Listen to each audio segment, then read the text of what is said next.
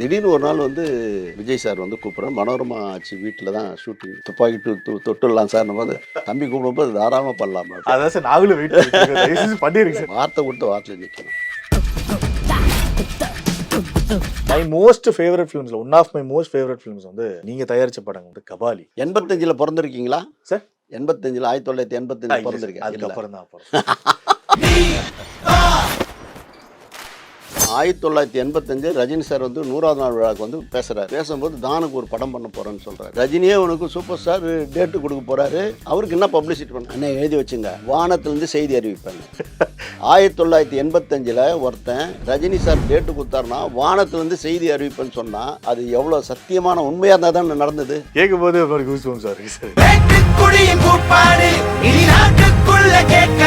அப்போ 35 அடி cut out தியேட்டர்ல வைக்கிறது. அந்த போஸ்டர் பாத்தீங்கன்னா அதிரி புதிரியா இருக்கும். ஒரு பாம்பை தலையில தட்டுற மாதிரி, எந்த ஹீரோக்கிட்டையும் ஒரு பாம்பை தள்ள தட்டுற மாதிரி இருக்கா. நான் எடுத்து செலக்ட் பண்றேன். ஒரு ஜாட்டி வச்சு நிக்கிற மாதிரி, ஆட்டுக்குட்டி தோல்ல போடுற மாதிரி. இவங்க போன உடனே சார் கேட்கறது தான் சார் எங்க தான் சார் முதல் சொன்னது என்கிட்ட.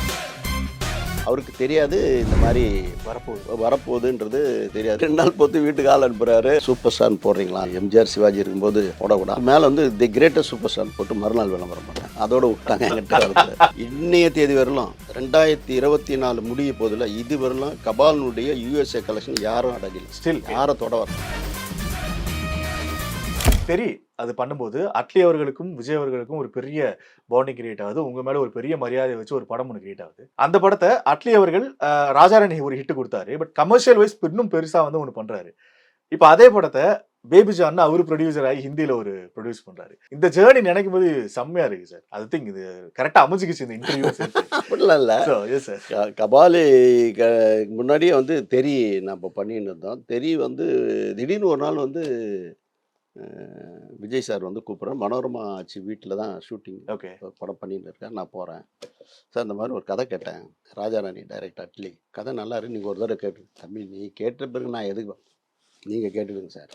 அப்போ தான் வந்து கதை சொன்னால் இன்டர்வியூலே நிறுத்திட்டு இது போதும் நல்லா இருக்குதா நீ பண்ணு அப்படின்னு. இல்லை 2வது கேளுங்க, அண்ணன் கேட்பார் வருத்தப்படுவார், நீங்கள் கேட்டுது 2வது பாட்டை சொன்னேன். அப்படி ஒரு அந்த கதையினுடைய இது வந்து கதை ஜெயிச்ச பிறகு ஹிந்தி எனக்கு ஓணுன்னும் போது உடனே கொடுத்தான். அவன் பிறந்தன்மை பாருங்க. அங்கே பாம்பேயில் இருக்கிற ஒரு ப்ரொடியூசருக்கு 7 கோடிக்கு விற்றார். 7 கோடிக்கு விற்று, ஏன்னா 7 கோடிக்கு விற்றேன் இன்னொன்று. அப்போ நீ 1/3 எடுத்துக்கப்பா, நம்ம 2 பேருக்கு பாலமாக இருந்தது விஜய் டிவி மகேந்திரன், அவனுக்கு ஒரு 1/3 கொடுத்துரு ஓகே அப்படின்னு சொல்லி கொடுத்துப்பாங்க. ஸோ அப்படியே அந்த டேர்ம் ப்ராசஸ் முடிஞ்சது. வார்த்தை கொடுத்து வார்த்தையில் நிற்கணும். Super sir. அண்ட் அட்லி அவர்களோட ஒரு வளர்ச்சியும் இருக்கு. ஏன்னா நீங்க கண் கூட பார்த்துருப்பீங்க.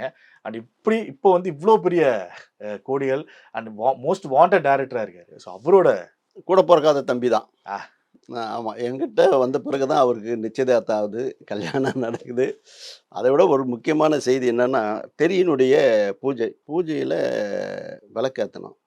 அங்கே விஜய் சாருடைய அம்மாவும் வந்திருக்காங்க, என்னுடைய மருமகள்களும் வந்திருக்காங்க, அட்லியுடைய அம்மா வந்திருக்காங்க. விஜய் ஜெயிச்சு வளர்ந்துட்டாரு, இன்னும் வளர போகிறாரு. நானும் சினிமாவில் வளர்ந்துட்டேன், இன்னும் வளர போகிறேன். அவன் ஆரம்ப காலத்தில் 2வது படமாக வரான். அவன் வளர வேண்டிய பையன். அவங்க அம்மாவை கூப்பிட்டு எடுத்து சொன்னேன். அப்போது என் பையன் படம் ஆத்மார்த்தமாக அவங்க வேண்டுதல் இருக்கு இல்லையா, அந்த வேண்டுதல் வந்து ரொம்ப ஜாஸ்தியாக இருக்கும். நாங்களாம் வெற்றியை பார்த்துட்டோம், வெற்றி காண போகிறோம். அவங்கள ஏற்ற சொன்னேன். அதுலேருந்தே தெரிஞ்சுக்க அந்த தம்பி மேலே நான் என்ன வச்சிருக்கிறேன். Super sir. அதோட மட்டும் இல்லை, எப்போ திடீர்னு கூப்பிடுவார், திடீர்னு வருவார், நான் கூப்பிடு பேசுவேன். நடுப்புற ஒரு நாள் வந்து கூட அண்ணே பண்ணிடலாண்ணே சொன்னாரு.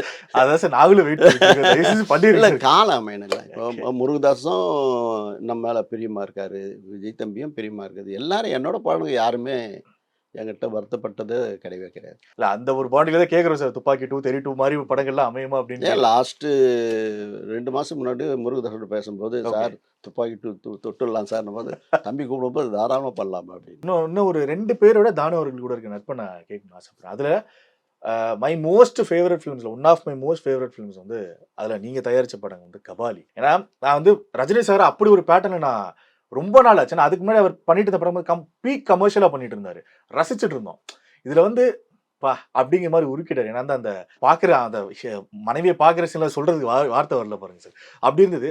ஸோ ரஜினிகாந்த் அவர்களோட அந்த நட்பு ப்ரொடியூசர் தாண்டி இல்ல இல்ல பைரவி படத்தின் போது தான் அவரோட பழகுறேன். ராஜகுமார் இதயத்துல முதல் அவரை பார்க்குறேன். பைரவி படம் ரிலீஸ் பண்றேன்.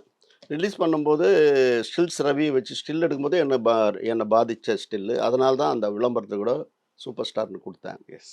அதுக்கப்புறம் இதுல பிளாசா தேட்டர்ல வந்து அப்போ 35 அடி கட் அவுட் தியேட்டர்ல வைக்கிறது. எந்த வருஷம் சார்?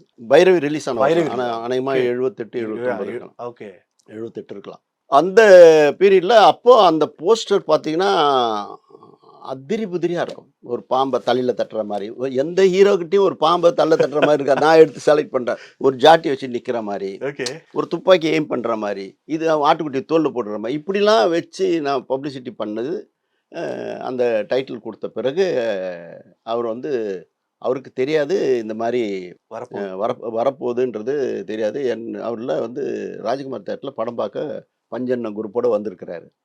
கேஎன் சுப்பு, ஒளிப்பதிவு பாபு, இந்த குரூப்பு கலைஞானம், எம் பாஸ்கர் இவங்கெல்லாம் சேர்ந்து நானும் அவ்வளோ ஜனத்தை பார்க்கறது பயங்கரமான க்ரௌடு. நான் உள்ளே போகிறேன். அங்கே போனோடனே சார் கேட்குறாரு, தான் சார் எங்கே தான் சார் இப்போ புடிசார் கேட்குறாரு. தான் சார் உங்களை கூப்பிட்றாரு ரஜினி சார்னு. அப்போ தான் முதல் பார்க்குறேன். அப்போ ரோஸ் கலர் பைப் வச்ச பனியன், ஜல்லடையாக இருக்கான் அந்த பனியன். ஓகே ஒரு பிளாக் கலர் பேண்ட்டு. அப்போ பார்த்து ஃபண்டாஸ்டிக் போஸ்டர், பியூட்டிஃபுல் பப்ளிசிட்டி. இந்த 2 வார்த்தை தான் என்கிட்ட நான் சொன்னார். முதல் சொன்னது என்கிட்ட ஃபண்டாஸ்டிக் போஸ்டர், பியூட்டிஃபுல் பப்ளிசிட்டி அப்படின்னாரு. தேங்க்யூ சார்ன்ட்டு வந்தேன். அதுக்கடுத்த 2 நாள் பொறுத்து வீட்டுக்கு ஆள் அனுப்புகிறாரு, ஆஃபீஸ்க்கு ஆள் அனுப்புகிறாரு. கலைஞானமும் பாஸ்கரம் வராங்க, இந்த மாதிரி சூப்பர் ஸ்டார்னு போடுறீங்களா? அதை சீனியர் ஆர்டிஸ்ட்டு எம்ஜிஆர் சிவாஜி இருக்கும்போது தன்னை போடக்கூடாது. அவருடைய பெருந்தன்மை அதை சொல்கிறாரு. அதாவது அவருடைய தன்னடக்கம். பட் நான் அதுக்கு மேலே வந்து தி கிரேட்டஸ்ட் சூப்பர் ஸ்டார் போட்டு மறுநாள் விளம்பரம் பண்ணேன். அதோட விட்டாங்க என்கிட்ட.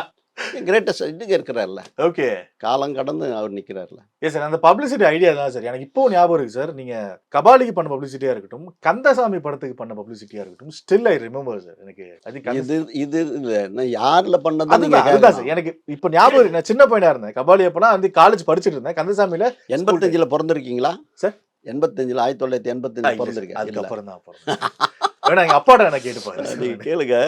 அதாவது யார் படத்துக்கு பப்ளிசிட்டி எப்படி பண்ணுறேன்னா, அது பேய் படம். ஜனங்க பாதியிலேயே ஓட ஆரம்பிக்குது. இன்ட்ரோ பொறுத்து ஜனங்க வெளியில் ஓடுதுங்க. ஐயோ பயமாது. ஏன்னா 85 அந்த மாதிரி ஒரு பேய் படத்தை நீங்கள் பார்த்து இன்னைக்கு அதை எடுத்தால் கூட சூப்பர் டூப்பர் இப்போல்லாம் எடுக்கிறாங்களே, அது கிட்டேயே வர முடியாது. அப்புறம் அதுக்கப்புறம் கலைப்புலி ஜி சேகர் தான் அதுக்கு மெயின் ஆத்தருது. அதுக்கு அவருக்கு இந்த நேரத்தில் அவர் நன்றி சொல்லிக்கிறேன். அந்த படம் பண்ணும்போது தான் ஒரு பெரிய அந்த பப்ளிசிட்டி எப்படின்னா, அன்னைக்கு சாயங்காலமே பேய் படம்ன உடனே நான் அதில் கிளைமேக்ஸில் சாமி ஆடுற பாட்டு இருக்குது, அபிராமி உமா மகேஷ் சாங்கு, சோமேஜில் பாரு. அந்த சாங்கை ஒளியில் போட்டு டக்குன்னு அன்றைக்கி நைட்டே ஃபுல்லு. ஓகே 10 லட்சத்தில் எடுக்க படங்கிற காலத்தில் நான் 35 லட்சம் 32 லட்சம் வட்டி இல்லாமல் எடுத்தேன். சரி, என்ன ஈடுபட்டு என்ன சந்தோஷப்படுத்து அந்த ஒரு பாட்டு தான். போட்ட உடனே ஜனங்க சாமி படம்ட்டு ஜனங்க வர ஆரம்பிச்சு சந்தோஷமா. அப்படியே அதுக்கு அடுத்த மாதிரி ஒத்த காலில் ஒரு சாமி தவம் இருக்கிற மாதிரி ஒரு ஸ்டில்லு போட்டு விளம்பரம் பண்ணுறேன். அப்போது ஒரு லேடி கேட்பாங்க, ஏன் இந்த சாமியார் ஒத்த காலில் தவம் இருக்கிறார்? யார் படத்துக்கு டிக்கெட்டு கிடைக்கலையா? டிக்கெட்டு கிடைக்கிறதுக்காக தவம் இருக்கிறார். ஓ அப்படி எப்படி பண்ண பாருங்க. இதுக்கு அடுத்தது ஒரு குழந்தைய இடுப்பில் வச்சு நான் குழந்தை அழுகுறாம, ஏன் குழந்தை அழுகுது? யார் படம் பார்க்கணுமா? பெரியவங்க தான் பார்க்கணுமா? சர்டிஃபிகேட் படம் உள்ளே விட மாட்டேன்றாங்க, அழுகுது. இப்படி ஆமாம். அப்புறம் ஜூனியர் ஆர்டிஸ்ட்லாம் எட்டுமே ராம் தேட்டரில் படம் பார்க்க வச்சு கிளைமேக்ஸில் சாமி ஆடுற மாதிரி ஸ்டில் எடுத்து, அன்னைக்கு ஏன் இந்த ஆவேசம், யார் படம் பார்க்கும்போது கிளைமேக்ஸில் சாமி வந்து ஆடிய போது எடுத்த படம், இதெல்லாம் கிரியேட் பண்ணணும். 100வது நாளுக்கு வந்து பர்சுவாக்கத்தில் இருக்கிற அந்த ஏரியாவில் இருக்கக்கூடிய பசங்களெல்லாம் கூப்பிட்டு சின்ன இந்த மலம் கழிப்பாங்களே அவங்களெலாம் வச்சு ஒரு சில, அதாவது அம்மனமாக இருக்கிற மாதிரி இருக்கிற குழந்தைங்களாம், சின்ன குழந்தைங்கன்னா அதுங்களுக்கு என்ன தெரியும், அதுங்க செவத்தில் இருக்கிற மாதிரி, அதுங்க யார் 100 நாள் அப்படின்னு போனால் அதை போஸ்ட் எடுத்து 100 நாள் ஓட்டணும். 100வது நாள்னு போட்டு 24 ஷீட் போஸ்ட் ஓட்டணும்.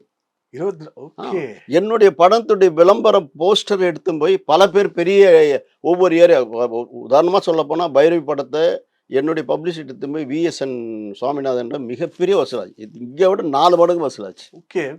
அந்த மாதிரிலாம் என் பர்சன் எல்லாம் தெத்து போவாங்க. Okay sir. இப்போ அந்த ஒரு காலகட்டம் இருக்கு, ஷீட்டில் கொடுக்கறது, அந்த ட்ரா பண்ணுறதுன்னு இருக்கு. பட் கபாலி காலகட்டங்களில் ஓரளவுக்கு டிஜிட்டல் வந்துட்டேன். கபாலி படத்தோட அந்த ப்ரொமோஷன் அது நீங்கள் இப்போ கபாலி வந்தது வந்து 2016. ஆமாம். நான் 1985 ரஜினி சார் வந்து 100வது நாள் விழாவுக்கு வந்து பேசுகிறாரு.